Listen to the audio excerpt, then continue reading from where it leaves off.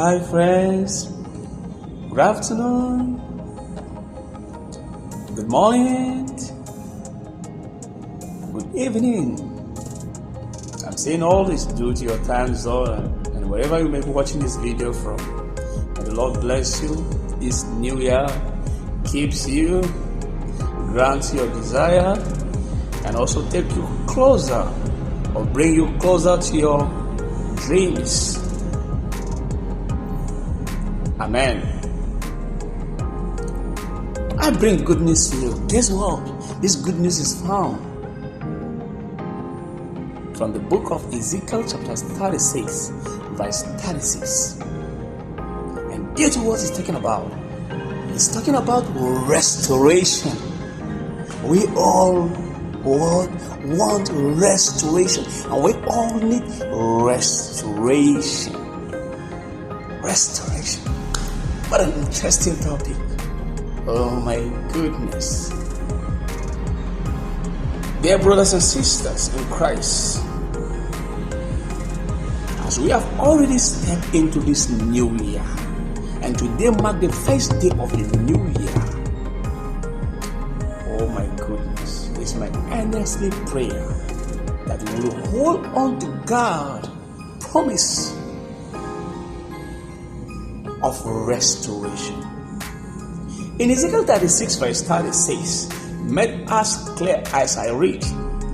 Then the nations around you that remain will know that I, the Lord, have rebuilt what was destroyed, and I have replanted what was desolate. I, the Lord, have spoken, and I will do it." What did he just say? God said, I will do just what he says he will do. I will do it. What you all need to do to trust in God and allow him to do the rest. You do your own part, you let God do the rest. Allow nature to operate. You got it? And what is this verse telling us clearly? This verse assures us that God rebuilt what is broken. God restored what's lost. And God revitalizes what is dead. He raised what is dead back to life. When Martha, Mary, Lazarus' sisters commonly understood clearly and saw that Lazarus was dead. And guess what? They always believe in Jesus' power. Because of the miracle that Jesus has done, they knew that if Jesus happened to be there or was there, Lazarus wouldn't have died. That Jesus came to them and let them know that I am the King of Kings, and when I speak, even the dead must obey. Must obey. So I want you to know that God's power, only God can restore and rebuild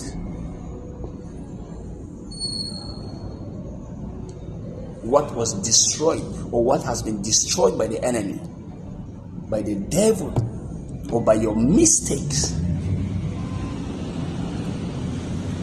His promise, he said that he will do.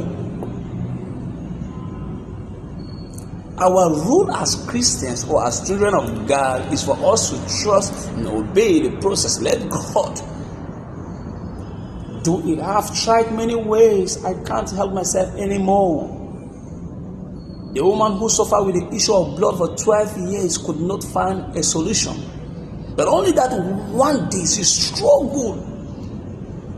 You see, faith does not just operate like that. Faith didn't work like that. Faith didn't work. Faith don't work anyhow.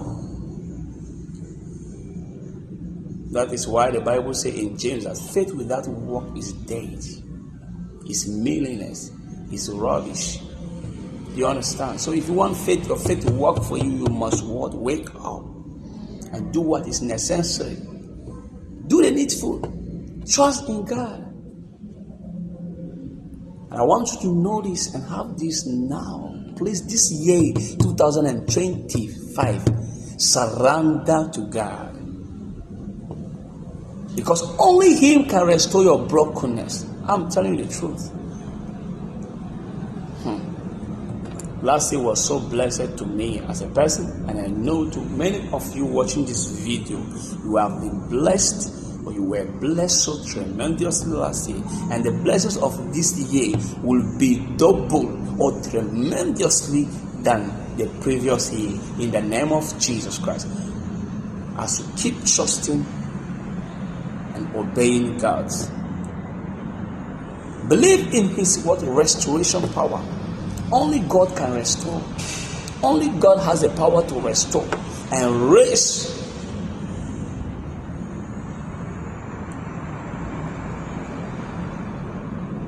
Expect transformation.